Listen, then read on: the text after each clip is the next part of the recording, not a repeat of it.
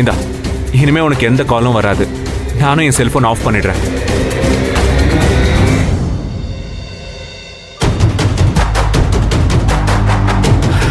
இனிமே எந்த டிஸ்டர்பன்ஸும் இருக்காது.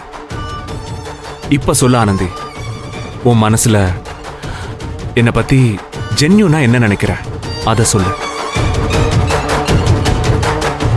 ஒரு பொண்ணா என்ன நினைக்கிற அத சொல்லு.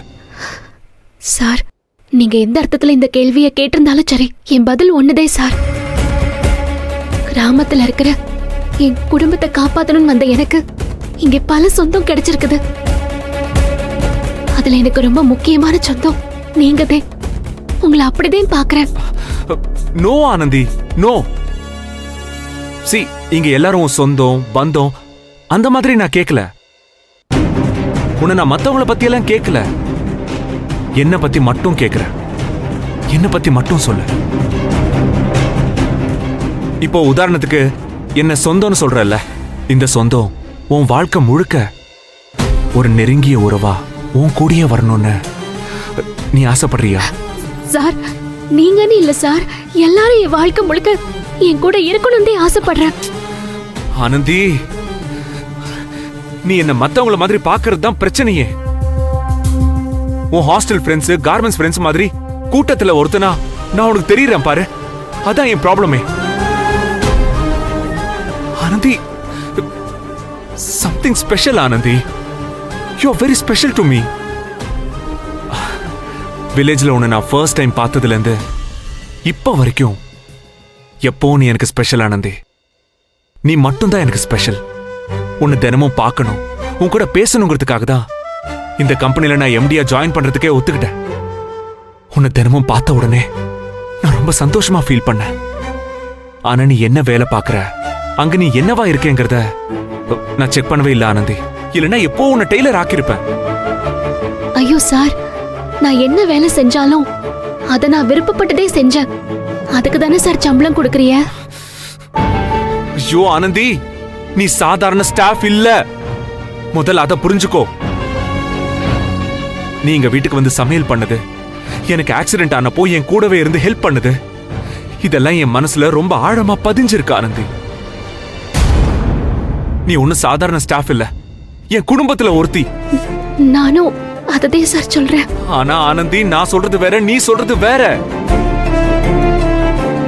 சார், நான் போறேன் சார். ஆனந்தி இரு.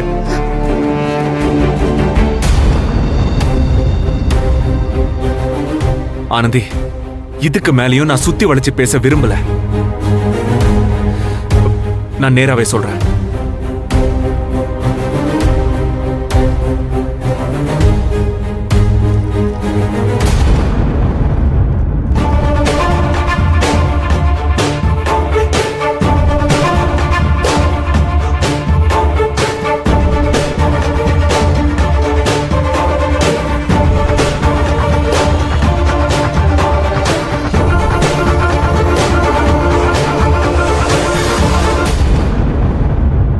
Anandhi, I love you.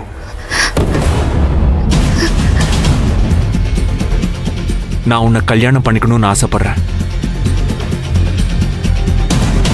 நீ என்ன கல்யாணம் பண்ணிப்பியா Anandhi? Will you marry me?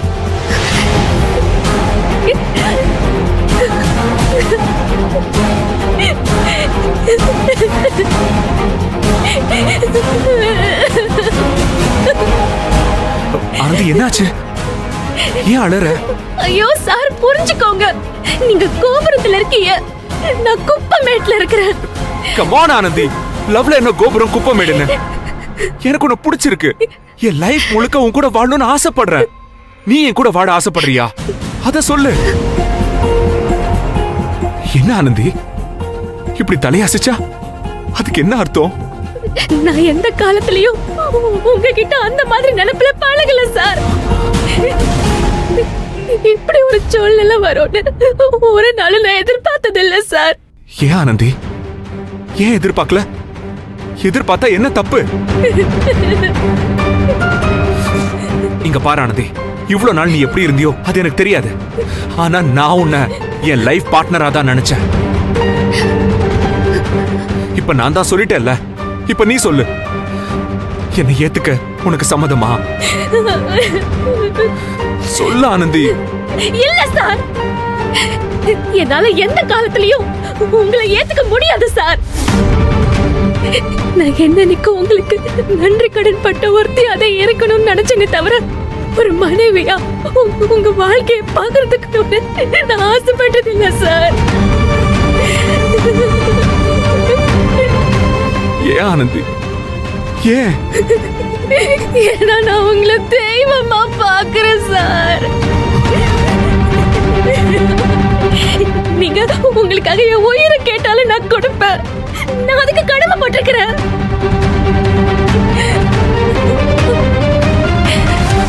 ஆனா என்னை மன்னிச்சிருக்க சார். காதல மட்டும் கேட்டாதீங்க, அது என்னால முடியாது.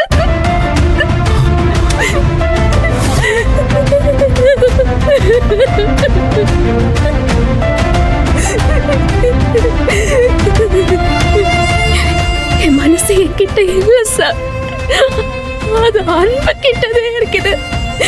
அன்பு நான் மனசார காதலிக்கிறேன் சார். என்னை மன்னிச்சிருங்க சார்.